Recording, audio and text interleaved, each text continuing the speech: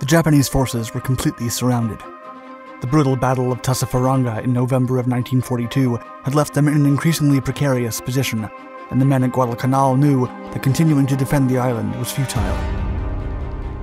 As the US Marines and Navy got closer, the Japanese had to choose between fighting to the last man or retreating in a desperate attempt to see another day. It was then that the Imperial High Command asked Emperor Hirohito for a complete withdrawal.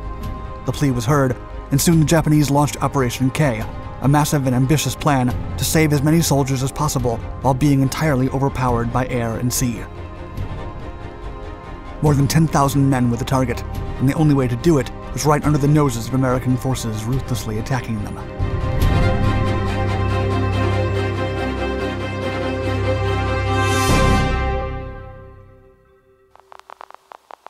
Recapturing Guadalcanal. 8 months after the Pearl Harbor attack in 1941, the 1st Division of the U.S. Marine Corps was finally ready for payback. Supported by naval and air bombardments, the Leathernecks landed on Guadalcanal and Tulagi in the Eastern Solomons on August 7, 1942, to the complete shock of the Japanese. The objective was to deny the enemy the use of local bases that would threaten Allied supply routes. The following day, the Marines captured Tulagi and the Japanese airfield at Lunga Point, which they would later rename Henderson Field. From this base, the Allied Cactus Air Force would operate from August to December of 1942. However, the Japanese forces quickly retaliated while the Marines celebrated their anticipated victory, and at the Battle of Savo Island, the Imperial Japanese Navy undertook a night surface attack that almost annihilated the American Navy ships that had supported the U.S. landings. It would become the worst defeat of a single fleet in U.S. Navy history, and for the following months, the battle for Guadalcanal raged on between the Marines and the Japanese soldiers. Both sides struggled without additional troops and resources, but the Americans were eventually resupplied. With their increased presence on land and sea, the Japanese transport ships could not deliver men and goods, as they were repeatedly assaulted by the Cactus Air Force operating from within Guadalcanal. On October 11th, during the Battle of Cape Esperance, the Imperial Navy dispatched a task force of heavy cruisers and destroyers to protect a significant supply and reinforcement convoy. A relentless battle then broke out in the middle of the night, after the U.S. Navy spotted the Japanese and obstructed their supply operation. Still, the Japanese fought valiantly and recaptured Henderson Field, but morale quickly began to diminish without proper supplies and fresh reinforcements. Throughout the rest of November, the Americans and Japanese engaged with each other in multiple naval and land encounters, and the Imperial Navy delivered 7,000 soldiers and supplies in a third and last effort to retake Henderson Field and destroy the Cactus Air Force. They ultimately failed, and the famine spread swiftly among the ranks. Malnutrition, coupled with a lack of ammunition and troops, quickly reduced the enemy's combat effectiveness. Starvation Island. After the Allied forces attacked the occupied Bunagona, the Japanese Combined Fleet naval leaders concluded that New Guinea posed a more significant threat to the security of the empire than the American presence at Guadalcanal. During a reunion at the Army headquarters in Tokyo, Major General Kenryo Sato, the War Ministry's chief of its Military Affairs Bureau, suggested to Prime Minister General Hideki Tojo that withdrawal from the island was inevitable. Quote, "We have no choice. Even now it may be too late.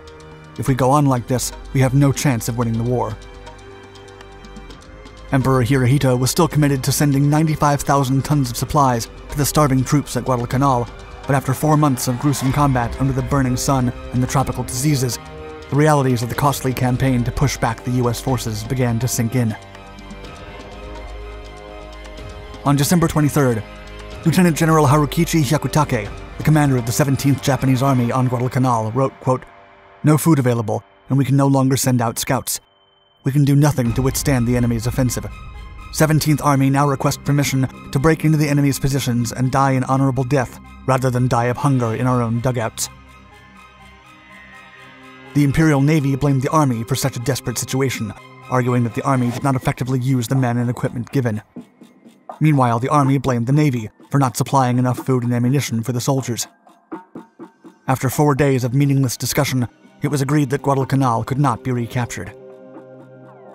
Then, on December 28th, General Hajime Sugiyama and Admiral Osami Nagano informed Emperor Hirohito of the intended withdrawal. He would finally agree 2 days later. planning a withdrawal. In early January of 1943, the Combined Fleet and the 8th Area Army put together Operation K, the evacuation of Guadalcanal's malnourished garrison. The plan was divided into 2 phases. The first called for an army battalion to land with supplies on Guadalcanal around January 14th and act as the rearguard for the evacuation. The second phase would begin with the withdrawal of the 17th Army to the western section of Guadalcanal around January 26th. Meanwhile, the Imperial Navy would launch an air and sea superiority campaign around the southern Solomon Islands to distract the Allied forces from a false offensive.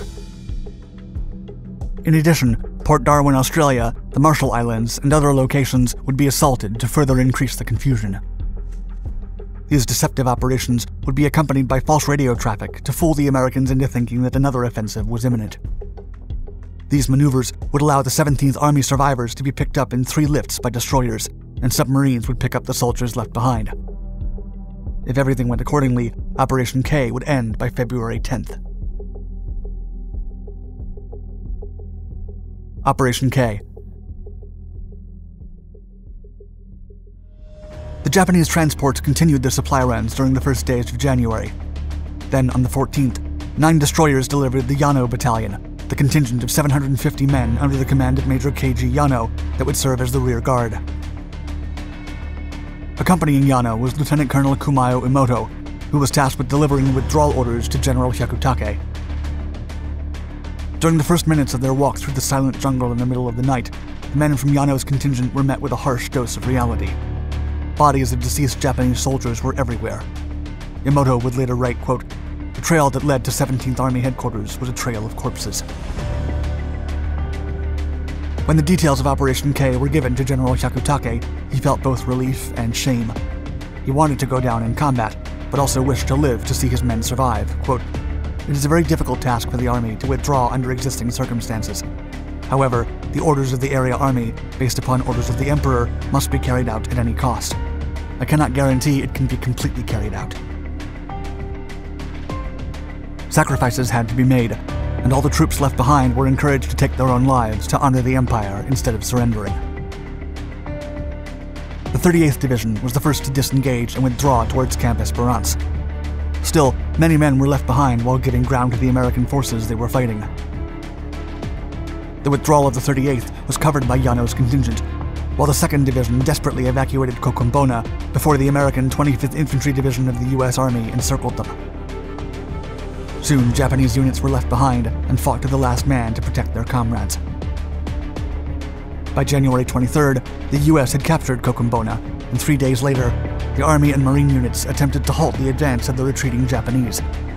Still, they were stopped by the Yano Battalion at the Marmara River. On January 29th, Yano retreated across the Bonegi River, and the Japanese 2nd Division held its ground for over 3 days before shore bombardments from U.S. destroyers forced them to get on the move. Meanwhile, hellish firefights took place over the skies of Guadalcanal, with American and Japanese dogfights trying to support their ground units. As this happened, a U.S. Navy task force confronted 2 Japanese air groups near Rennell Island at sea, and the Chicago cruiser was hit by 2 torpedoes and sunk. Wichita and Louisville were also hit, but kept the fighting formation. By February 2nd, most of the Japanese garrison had made it to the western sector, and the Imperial Navy gathered its task force to begin the extraction. The U.S. forces believed that the enemy was reinforcing the island and mobilized men and ships, but it was too late. Japanese VAL attack aircraft sank the destroyer USS de Haven and damaged the USS Nicholas, while the first evacuation run was in progress.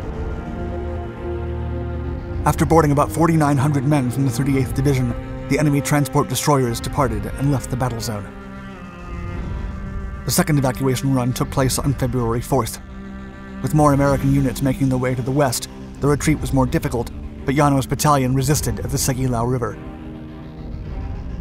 The evacuation began at 11:30 a.m. as 20 Japanese destroyers fought against 74 enemy aircraft and dozens of U.S. Navy PT boats. An hour later, Hyakutake and 3,900 men from the 2nd Division were extracted.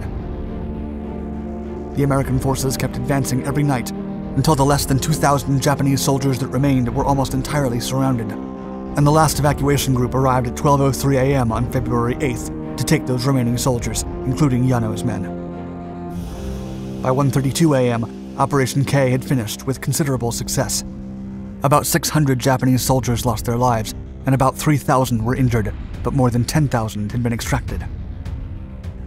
Still, the American forces never knew it was a withdrawal until they noticed there was not a single Japanese survivor left on the island.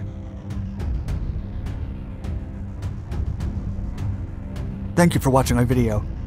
Please like and subscribe to our Dark Documentaries channels to find more exciting historical content. And let us know in the comments below what you think of Operation K and the Japanese master plan to save the survivors of Guadalcanal. Stay tuned.